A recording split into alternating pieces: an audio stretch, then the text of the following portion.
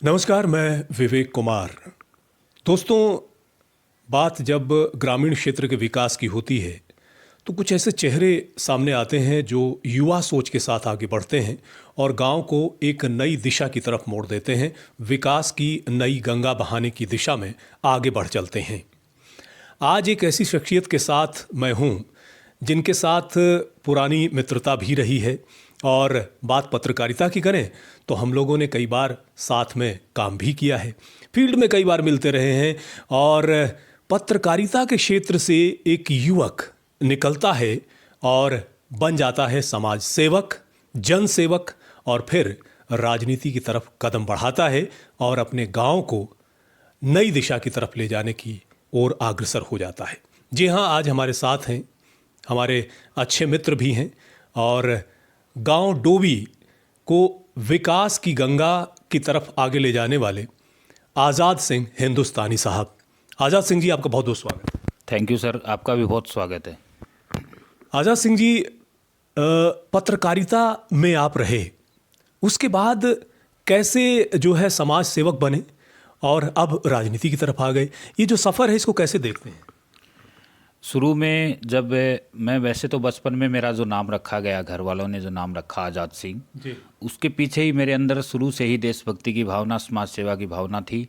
लेकिन मुझे +2 के बाद जो स्टेज मिला मीडिया लाइन से जुड़ने का, जी, उस स्टेज के माध्यम से मैंने एक संपर्क बनाए लोगों के अंदर, बड़े बड़े अफसरों के अंदर, और उनके माध्यम से मैं गांव की जो सामाजिक पीड़ा थी उसको दूर करने का मैंने ठाना कि भी मैं मेरे गांव को सामाजिक स्तर पे समाज सेवा करके कैसे मैं ऊपर उठा सकता हूं। तो उस स्तर पे फिर मैंने 2016 में शुरुआत की गांव में।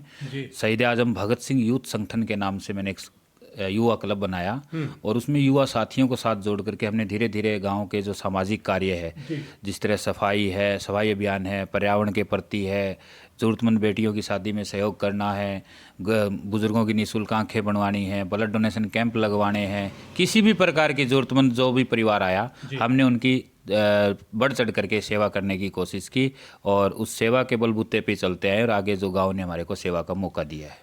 कई बार बहुत से अवार्ड्स आपको मिले हैं, नेशनल आइकॉन जैसे, वो किस तरह की यादें हैं, ज़रूर बताएं। उसमें जब मैंने ये जैसे जैसे समाज सेवा करता रहा तो मुझे सबसे बड़ा जो सपोर्ट मिला सोशल मीडिया और मीडिया स्टेशन का मिला, जिसमें चाहे उसमें प्रिंट मीडिया हो चाहे इलेक्ट्रॉनिक मीडिया हो।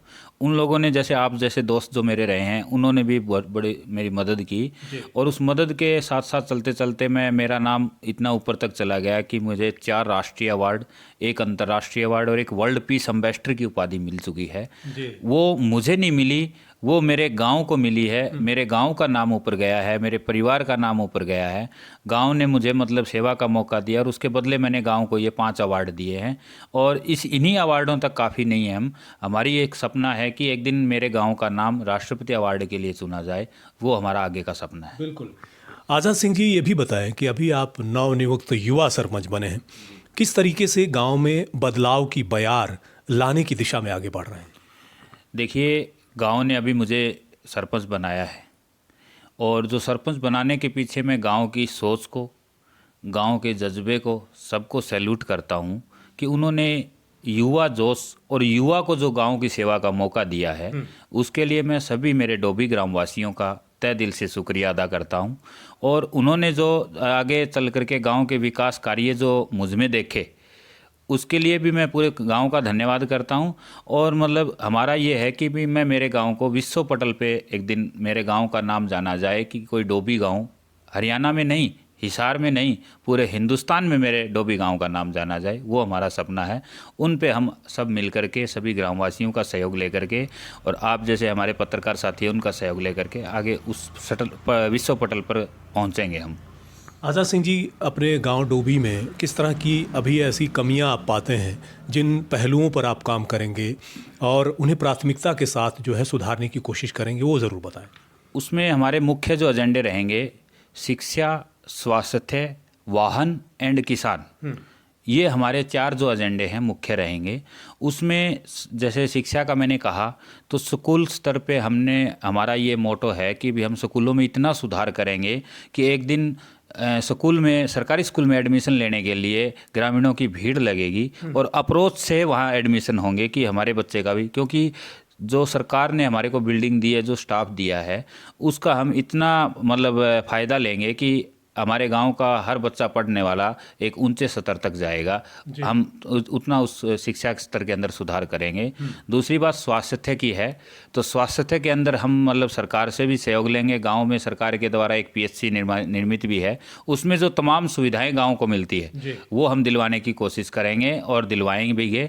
उसके साथ साथ वाहन का जो हमने कहा, जिस तरह गाँव से जितने भी रूट बाहर निकलते हैं, चाहे वो राजस्थान की साइड रूट हो या आदमपुर की साइड हो या हिसार की साइड रूट हो, उन रूटों पे जितनी भी हरियाणा सरकार की तरफ से, रोडवेज डिपार्टमेंट की तरफ से हमारे को सुविधा मिलेगी, उन पे हम मिलकर के काम करेंगे, ताकि मेरा कोई भी ग्रामीण साथी अपने गंतव्य तक पहुंचने में उसको किसी प्रकार की दिक्कतों का सामना ना करना पड़े।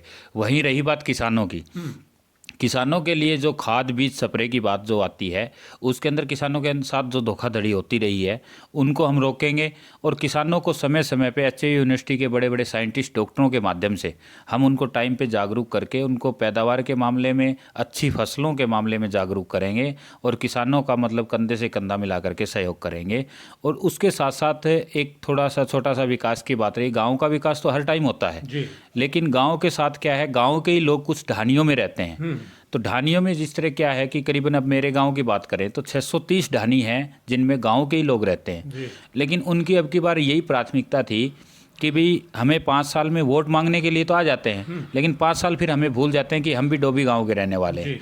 तो अब की बार हमारा जो विकास करेगा हम उसको प्राथमिकता देंगे। तो उन लोगों ने मेरे अंदर विश्वास जताया और उस विश्वास के साथ मेरा जो मोटो है उन लोगों के लिए, जिस तरह बिजली, पानी और मुख्य रास्ते उनके, और उसके साथ साथ उनके जो खेतों में पानी सिंचाई के लिए जो नाले खाले की बात आती है, वो उनको मतलब दुरुस्त करके और बिल्कुल बढ़िया तरीके से उनका विकास करवाया जाएगा। बिल्कुल।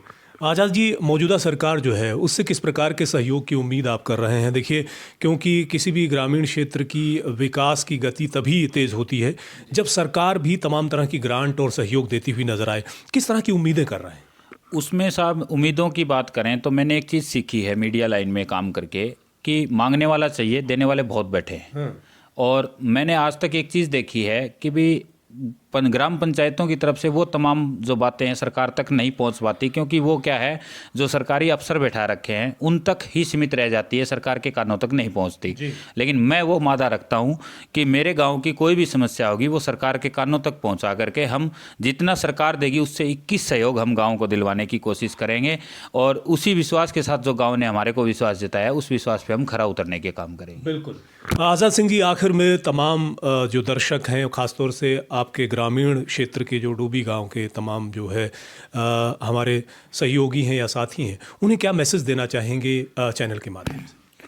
मैं आपके DNI channel, Delhi news Hisar India के नाम से जो चैनल है, उस पे मैं मेरे जो जितने भी दर्शक हैं उन सबको ये मैसेज देना चाहूँगा कि जो गांव ने हमारे अंदर विश्वास जताया, और अब की बार हमारे नहीं, लगभग हमने देखा है युवा जोश और युवा को ही गांव ने मौका दिया है सभी गांव के अंदर। तो मैं ये चाहूँगा मेरे दूसरे सरपंच साथियों को भी ये संदेश देना कि आप गांव में वो काम करवाइए कि आपके आने वाली जो टाइम है उसके अंदर आपकी पंचायत का नाम जाना जाए, कि किसी टाइम में एक पंचायत वो बनी थी जिसमें इतने काम हुए गांव के कि गांव वाले आगे किसी मांग कार्य की डिमांड ही ना करें। इतने काम हम करवाने की कोशिश करेंगे और वो भी करें दूसरे साथी, बढ़ चढ़ करके एक दूसरे के साथ भाग लें, ताकि कहते ना, 1 से 1 और 1 11, मतलब 1 से 2 भले। तो जब एक हमारे यहाँ को आपस में इस तरह संगठन मिलेगा तो हमारा भी काम करने का जज्बा और ज़्यादा बढ़ेगा।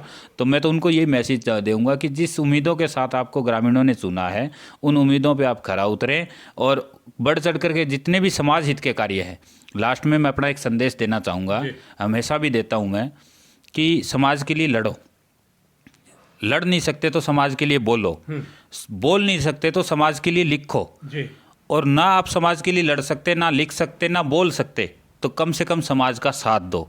और साथ भी नहीं दे सकते तो जो समाज के लिए कर रहे हैं उनका मनोबल मत गिराओ, क्योंकि वो आपके हिस्से की लड़ाई लड़ रहे हैं। ये बात जिस दिन हर व्यक्ति गांव का अपने अंदर ठान लेगा, तो मैं ये चाहता हूं कि मेरे समाज का और मेरे समाज का नाम शायद कोई ही रोक सके कि विश्व पटल पे चमकाने से। मेरे गांव का भी नाम आएगा, समाज का भी आएगा, और जो साथी इस क्षेत्र में काम करेंगे उनका भी एक दिन विश्व पटल पे नाम चमकेगा। बिल्कुल।